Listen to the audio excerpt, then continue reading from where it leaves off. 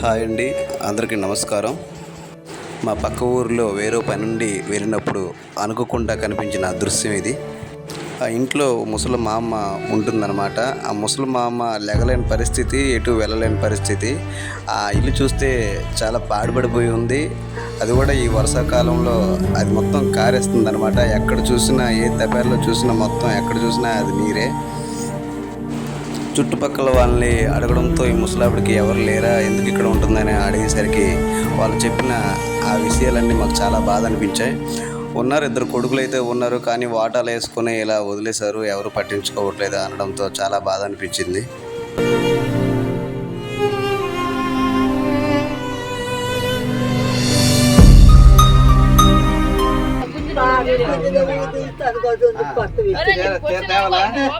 తీసుకొస్తాను ఇంకేటి చీర ఒకటి ఇంకేటి.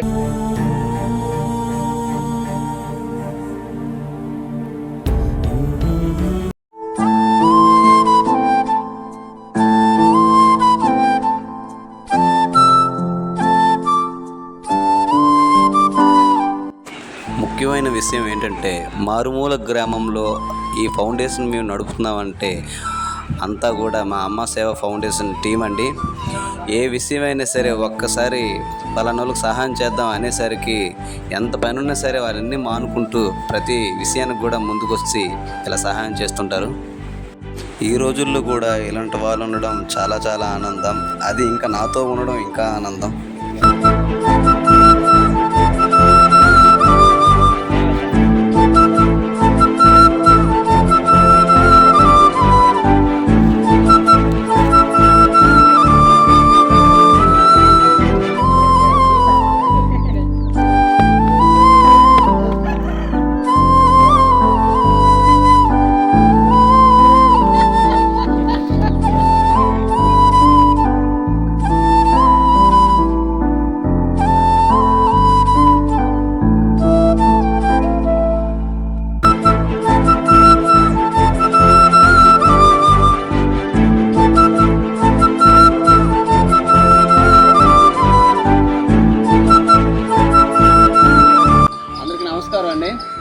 ఈ ముసలావిడ ఎవరు లేరు అనుకోకండి, వీళ్ళకి ఇద్దరు పిల్లలు కూడా ఉన్నారు.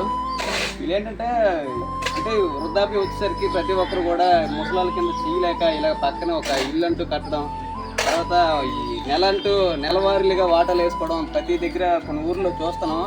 అదేవిధంగా ఇక్కడ కూడా అదే విషయం. అంటే ఇక్కడ వచ్చిన పెన్షన్ డబ్బులు ఒకరు తీసుకుంటున్నారని ఒకరు తీసుకుంటున్నారని వాటాలు వేసుకుని ఇలా ముసలిదాన్ని వదిలేయడమే జరుగుతుంది. అంటే మేము అనుకోకుండా ఇక్కడికి దారంటే వెళ్ళేటప్పుడు ఈ తాకు చూడడం జరిగింది. ముసలమ్మ జగలేని పరిస్థితి అనమాట. ఈ ముసలావిడ ఒక్కడే ఉంది ఎందుకు అని పక్కింటి వాళ్ళు అడిగితే వాళ్ళకి ఇద్దరు కొడుకులు ఉన్నారు, కానీ వాళ్ళిద్దరు కొడుకులు కూడా మరి అలాగే వాటర్లు వేసుకుని ఇలాగ ముసలిదాన్ని ఆ టైంకి వచ్చి కొద్దిగా భోజనం పెడతారు తప్ప ఉన్ని విషయాలు ఏవో కూడా కొద్దిగా పట్టించుకోవాలని చెప్పడం జరిగింది. లోనికి వెళ్ళి చూసేసరికి చాలా బాధ అనిపించింది అనమాట. ఇంట్లోకి వెళ్ళేసరికి గిన్నెలంట, కూరగిన్నెలంట, ప్రతి దాంట్లో కూడా వరుస నీరు ఉందన్నమాట. అంటే అది కారిన దగ్గర పెట్టింది కాదనమాట. అంటే ఇల్లు మొత్తం కారుతూనే ఉంది. ఆ నీరు చూస్తే బాధ అనిపించింది. అయ్యో ఇంత నైట్ మొత్తం సాయంత్రం 8 నుంచి తెల్లవారుజాములు వర్షం పడుతూనే ఉంది. ఆ వర్షం ఇంకా ఆ ఉరువులకి మెరుపులకి మనం ఇంట్లోనే ఉండలేకపోయి, అటువంటిది ఈ ముసలావిడ ఈ పాకలను ఉండేసరికి నాకు చాలా బాధ అనిపించింది అనమాట. ఏదో చేద్దామనే ఉద్దేశంతో వస్తే ఇలాగ మనం ఇప్పటికిప్పుడు రేకుల షెడ్ అంటే మనం వేయలేం, కానీ ఆ ప్రజెంట్ కొంతకాలం వరకైనా కాస్తుంది కదా అనేసి ఒక కార్బన్ తెచ్చి వేయడం జరిగింది.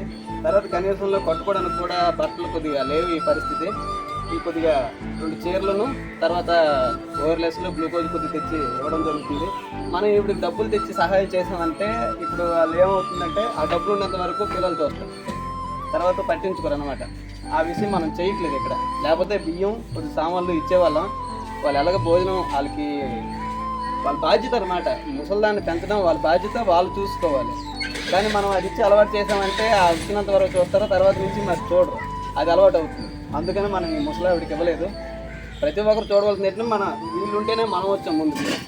అలాంటిది వీళ్ళు చూడకపోతే మనం ఎందుకున్నాం, అంతే కదా. మన వల్ల మనం పెద్దవాళ్ళు అయిపోలేదు ఎవరు కూడా, వీళ్ళు పెంచితేనే. అలాంటిది ముసలావిడిని ఇలా వదిలేయడం వల్ల చాలా బాధ అనిపించింది. ఎవరు కూడా అలా చేయొద్దండి. ఇలా వాటాలు వేసుకొని ముసలాళ్ళని వాళ్ళ తల్లిదండ్రులు అలా చూడద్దు ఎప్పుడు కూడా. ఎందుకంటే వాళ్ళు తినేది మాత్రం ఏమాత్రం అంతకుమించి తినలేరు, వాళ్ళు జీర్ణించుకోలేరు కూడా. ఆ వృద్ధాప్యం కూడా ఒక సంతోషం చూసుకుంటే కొద్దిగా వాళ్ళు హ్యాపీగా ఉంటారు. వాళ్ళు మనల్ని కన్నందుకు ఒక ఆలిపద సంతోషం. అంతే. ఆ బాధ్యతగా ప్రతి ఒక్కరు కూడా వ్యవహరించాలని.